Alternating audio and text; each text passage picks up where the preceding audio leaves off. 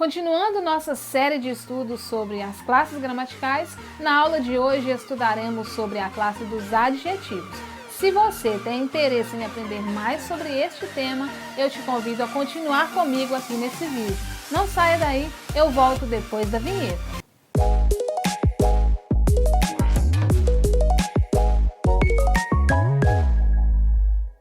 Olá, tudo bem? Meu nome é Laís e este é o canal Português Funcional, o seu canal de língua portuguesa aqui no YouTube. Sejam todos bem-vindos a mais uma aula aqui do nosso canal e se você ainda não é inscrito, eu já te convido a se inscrever e deixar o seu joinha, ativar o sininho de notificações para que você não perca nenhum dos nossos vídeos.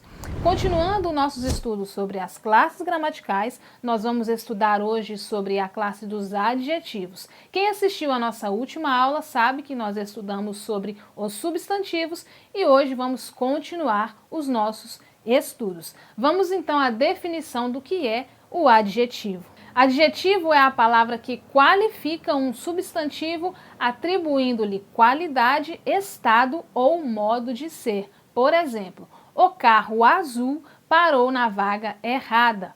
A mochila velha de Luciano rasgou. Gosto de leite frio com bolachas. As palavras que estão na cor laranja são os substantivos e as palavras que estão na cor azul são os adjetivos. Então, os adjetivos eles têm a função de trazer uma característica, uma qualidade, um estado ou um modo de ser ao substantivo.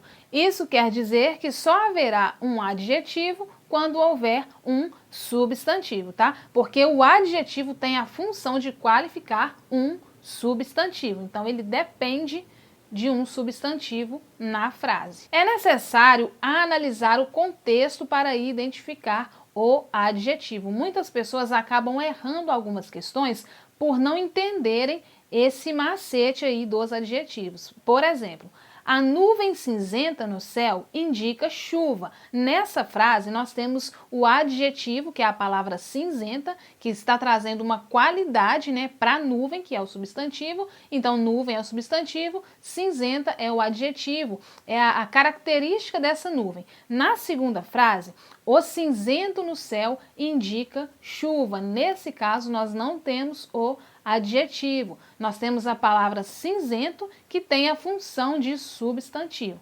Então, você precisa analisar o contexto, analisar a frase para saber diferenciar quando você vai ter um adjetivo e quando você vai ter apenas o substantivo, ok? Algumas observações importantes sobre os adjetivos.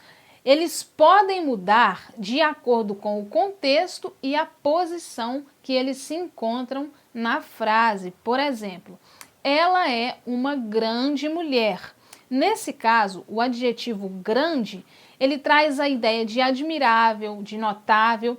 No segundo exemplo, ela é uma mulher grande. Nesse caso, o adjetivo grande está depois do substantivo, muda totalmente o sentido. Nesse caso, ele traz a ideia de estatura elevada, de uma mulher alta. Então, você precisa ficar atento a essa questão.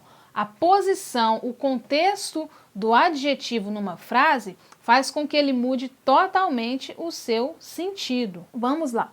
A adjetivação de um substantivo pode ocorrer das seguintes formas: adjetivo, locução adjetiva e oração adjetiva. O adjetivo Nando Reis é um cantor e compositor paulistano. O adjetivo propriamente dito, ele tem apenas uma palavra caracterizando o substantivo. Nesse caso é a palavra paulistano que está destacada em azul.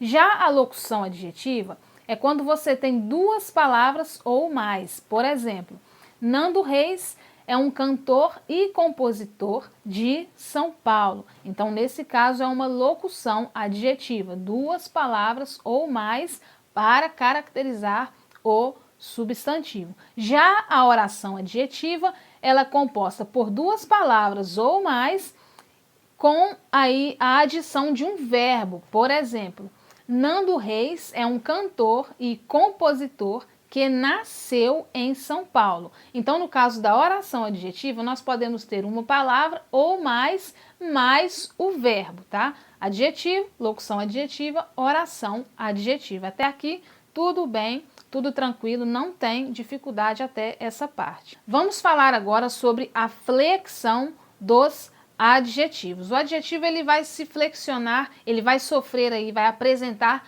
3 tipos de flexões. Em gênero, masculino e feminino, em número, singular ou plural, e em grau, que é o comparativo e superlativo. Vamos ver então cada uma dessas flexões de forma detalhada. Quanto à flexão de gênero, né, masculino ou feminino, nós temos aí 2 exemplos.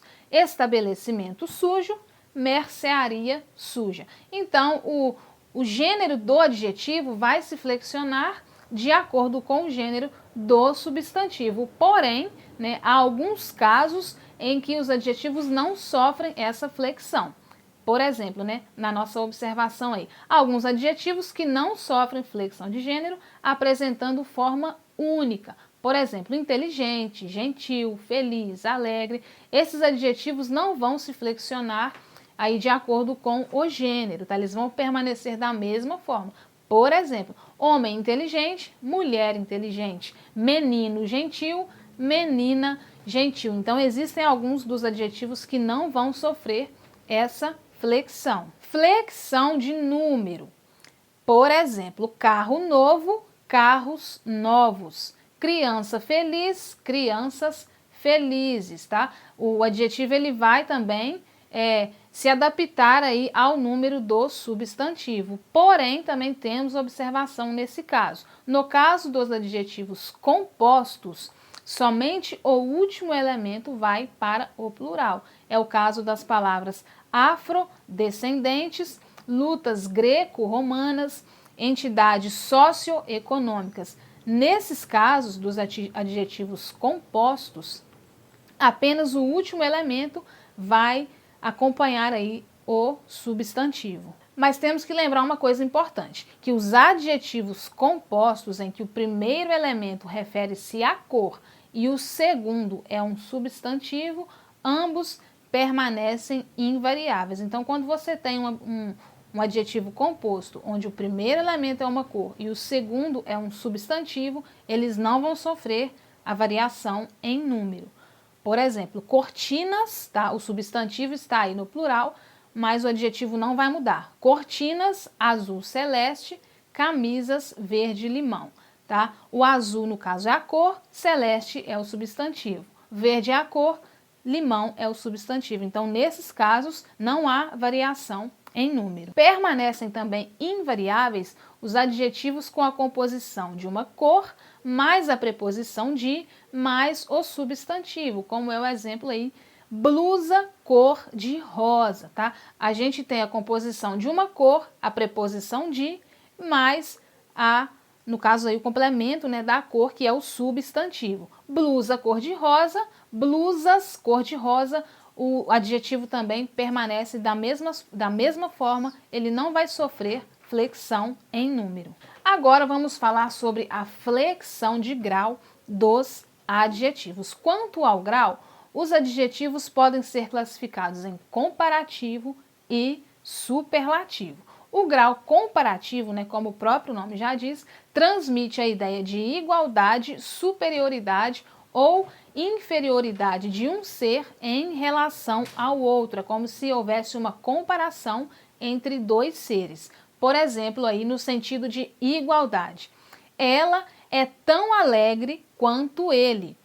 É o segundo exemplo. Lídia é tão bonita quanto Raquel. Então, o grau comparativo, ele faz aí uma comparação, né, entre dois seres que pode acontecer em igualdade, inferioridade ou superioridade. Aí no aspecto da superioridade, ele é mais alegre que ela, ou Lídia é mais bonita que Raquel. Geralmente vai aparecer com essa composição. Mais alegre que, mais bonita que, mais inteligente que, mais feliz que. Então esse é o grau comparativo aí no aspecto da superioridade, e temos também aí o da inferioridade. Ele é menos alegre que ela, Lídia é menos bonita que Raquel, também com essa composição, menos alegre que, menos bonita que. E nesse caso também, da flexão de grau, nós temos algumas observações importantes.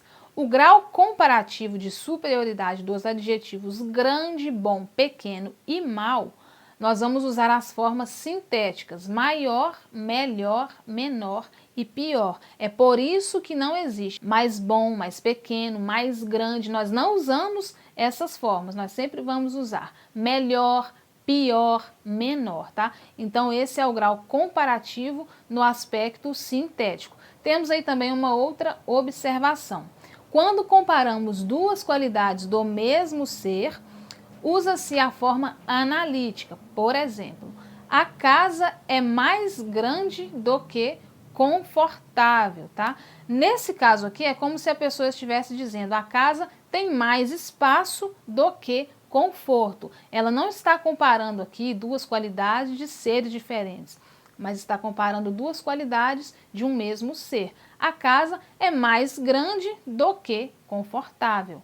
E quanto aí ainda, né, no grau superlativo, nós temos o relativo e o aspecto absoluto. O relativo, quando se faz sobressair com vantagem ou desvantagem a qualidade de um ser em relação a outros. Pode ser de superioridade ou inferioridade. Por exemplo, Mateus é o mais inteligente da turma, ou Mateus é o menos inteligente da turma. Então esse aspecto relativo do grau superlativo é como se nós fizéssemos uma comparação de um ser, né, destacando a característica desse ser em relação a outros seres, tá? No plural. Mateus, então, é o mais inteligente em relação a toda a turma. Temos também o aspecto absoluto do grau superlativo, tá? E ele pode ser classificado em analítico e sintético. O grau aí analítico, quando o adjetivo é modificado pelo advérbio muito, extremamente, entre outros que são advérbios de intensidade. Por exemplo, Paula é extremamente bela. Esse advérbio ele traz o reforço, né, para intensificar a característica de um ser sem fazer relação com outros. Se no grau relativo nós fazemos uma relação de um ser com outros, no absoluto não existe essa relação. Nós apenas destacamos a qualidade de um ser, intensificamos a característica de um ser sem fazer relação com outros seres, tá? Como está aí no exemplo. Paula é extremamente bela. Eu poderia dizer Paula é bela, mas quando eu coloco o advérbio de intensidade, eu reforço essa característica, eu reforço essa qualidade. E nós temos aí também o aspecto sintético do grau superlativo absoluto. Quando se acrescenta o sufixo íssimo, imo ou rimo ao radical do adjetivo. Por exemplo, foi uma conversa agradabilíssima. João estava felicíssimo. O exercício estava facílimo ou facilíssimo. Então, quando nós acrescentamos esses sufixos, né, de intensidade, íssimo, imo, reforçando também a característica, nós temos aí o aspecto sintético do grau superlativo absoluto. Então, meus queridos, essa foi a nossa aula de hoje. Eu espero ter ajudado você a aprender um pouco mais da língua portuguesa, mais especificamente aí sobre as classes gramaticais, tá? Se você não é inscrito, se inscreva no nosso canal, ative o sininho para que você seja notificado sempre que postarmos vídeos novos. E eu não posso deixar de falar que eu estou muito feliz porque essa semana nós alcançamos a marca de 100 inscritos, o que para nós é muito importante, já que o nosso canal está em fase de crescimento. Que lindo, cara! Que lindo! Então, meu muito obrigada a você que desde o começo está aí nos acompanhando, que já se inscreveu, que tem assistido e curtido os nossos vídeos. E você que ainda não é inscrito, tá? Aproveita para se inscrever. Continue aí ligado aos nossos conteúdos, né? Vamos continuar trazendo mais aulas para ajudar você a aprender a língua portuguesa. Obrigada por ter assistido até aqui e até o nosso próximo vídeo. Tchau, tchau!